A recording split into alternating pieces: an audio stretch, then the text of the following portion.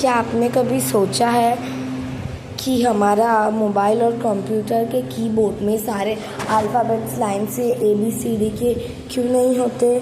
सारे वर्ड्स उल्टे पुल्टे क्यों होते हैं? पहले के समय में जब टाइपराइटर बनाए गए थे तब उनमें सारे बटन A से Z तक की लाइन से ही थे, लेकिन लोग इतनी तेज़ी से टाइप करते थे, मिनटों में टाइपराइटर की कीज़ आपस में फंस जाती थी। इसी परेशानी को रोकने के लिए टाइपिंग स्पीड को थोड़ा कम करने के लिए चित्रोफियर सोल्स ने क्वालिटी लेआउट बनाया ताकि लोग थोड़ा रुक कर टाइप करें और मशीन ख़राब ना हो। आज वही स्टैंडर्ड बन गया है।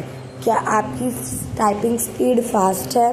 कमेंट में लिखें और ऐसे ही कॉमन फैक्ट्स के लिए टेक वॉइस को सब्सक्राइब करें।